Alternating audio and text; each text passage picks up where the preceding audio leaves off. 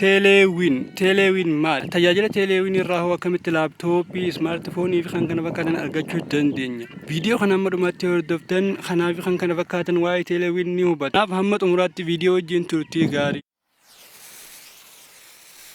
Yoo harka fuune kam jirtu dhaggeeffattootaa fi daawwattoonni chaanaalii Waareetuun marti qeessinuu bakkuma jirtanitti nageenya kiyya kan salaamataa qilleensarraan isin naafaadha qabu isiniin jecha. Akkuma beekamu dhiyeenya kana Itiyoo Teleekoom waan haaraa waan nama hunda fayyadu chaansii bareedaa nama hundaa fidee jira waan namni hundi itti fayyadamuu qabu. Kanaaf itti fayyadamuu qabdanii akkamitti akka itti fayyadamnuu fi maal akka taate walumaan ilaallaa mee viidiyoo wajjin turtii gaarii. Chaansii hoggaa jennu gaa chaansii laaptoop mo'achuudha, chaansii bilbila ismaartifoonii Itoophiyaan birrii 5,000 mo'achuudha. Chaansii hedduu jira. Chaansii birrii 200, chaansii 100, chaansii nama chaansii nangaa daataa intarneetii jechuudha. Intarneetii paakeejiidha qubuma intarneetaa mo'achuutis ni jira. Chaansiin ammaas chaansiin biyoos paakeejiitii jira. SMS paakeejiitii jira. Aayirtaayimii siiguutu jira. Qarshii 5, qarshii 10, 25 akkasitti hanga birrii 5,000tti laaptooppiidhaa fi ismaartifooniis waan garaagaraa jira hedduudha. Kana waan ta'eef itti fayyadamuu qabdu namoonni hundi itti fayyadamuu qabdu namayyuu itti fayyadamaa isiniin jenna. Amma fakkeenyaaf qarshii 8 chaansii kanaas gaa kan argattu kan yookaan kan mo'attu chaansii kana kan ittiin argattu waan biraa godhuun osoo hin taane tikeeta qarshii 2 qarshii 4 qarshii 8 tikeeta abbaa 6 bitatta qarshii 8 tikeeta 6 bitattu kana keessaa gaa tikeetni tokko yoonii fi qarshii abbaa dhibbaarra si buuse abbaa dhibbaa lamarra si buusee firra si buuse qarshii 2 qarshii meeqa argatte jechuudha. Bu'aa bareedaa kana laalme waan baay'ee bareedaa ta'e waan baay'ee nama hunda fayyadu waan namni hundi fayyadamuu qabu tanaafiin jee jechuudha. Kanaaf ammaas chaansiin biraa kan jiru chaansii hedduudha. Chaansii tikeessa kuchaa sanii yoonii fi hanga sarkaa gattu taate yookaan kan dhabduu yoo taate naawaa yoonii fi bakka duwwaas duraate jechuudha. Tikeeta isa lammaffaatiin isa sadaffaatiin isa kaan keessaa fayyadamuudhaan chaansii laaptoop mo'uudhaa birrii 5,000 birrii 2,200 takka maal ismaartifoonii argachuudhaan dhabdu. Tikeenni abbaan 2 fireedha inni akkanumas yaakan nama bilaashee jechuudha. Osoo qarshiin hin binne abbaan 2 gideeruma jalqaba banattu. Waan banatteef sabskiraayib waan gooteef yookaan miseensa isaanii waan taateef miseensa teeleewin waan taateef tikeeta abbaa 2 siif ni kennanii.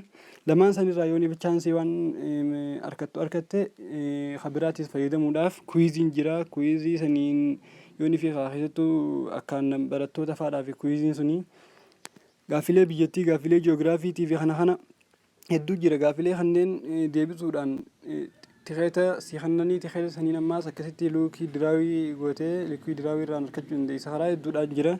Osoo maallaqaan hin binnees chaansii inni jira jechuu barbaadeeti. Kan maallaqaa osoo hin ta'in firii si kennama akkanumatti gaaffilee deebitees tikeenni si kennama. Yoonii fi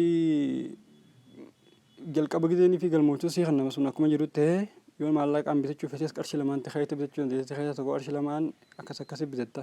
Dhufaa welcome to Teeleewin service. Buga gara tajaajila teeleewinii nagayaan dhuftan. Subscribe to Teeleewin service ja. And get a chance to win laptop. Teeleewiniif miseensa ta'uudhaan tajaajila teeleewiniif miseensa ta'uudhaan carraa laaptooppii argachuudha. Ismaartifoonii, kaashii, aayirtaayimii, biyoos or daataa or SMS paakeejii intarneetaa, sagaaleedhaa, ergaadhaa.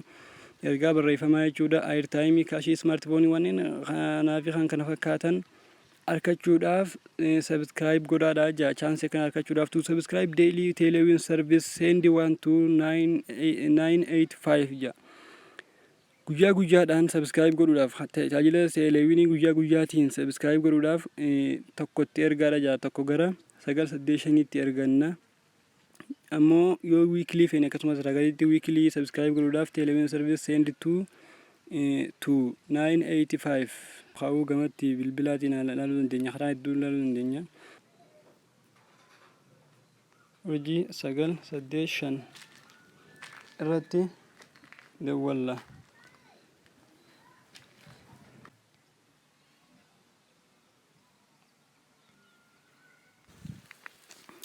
Egaa kun akkasitti nu ba'a. Egaa akkasitti nu ba'ee tikeetii welcome to Teeleewin service. Welcome to Teeleewin service. Tikeetii 0 coinsii 0 egaa tikeetiin 0dha. Coinii 0dha. Tikeeta argachuudhaaf yeroo jalqabaatiif subscribe goona. Subscribe gooneeti. lakkoofsa tokko tokkodhaan subscribe goonaa. Subscribe to a package daily get 2 tickets 2 free tickets for first subscribing. jalqaba waan subscribe gooteef jecha tikeeta 2 bilisaan si hannanii tikeeta 2 bilisaan si hannan sanirraan daily subscribe gootamoo weekly subscribe goota kan guyyaa jechuun kan guyyaa guyyaatimoo kan torbaaniiti kan guyyaa guyyaatiin subscribe godhuudhaaf yeroo jalqabaatiif yooniif subscribe goonee 2 tikeetiif bilisaan nu hannan amma as keessaa lakkoofsa tokko filamaa jira tokko filamaan guyyaa guyyaanii fi torbaanii daily hajuu guyyaa guyyaan weekly hajuu immoo torbaaniini guyyaa guyyaaniin qarshii lamaan jechuudha. qarshii lamaan tikeeta guyyaa guyyaaniin bitannee subscribe godhuudhaaf.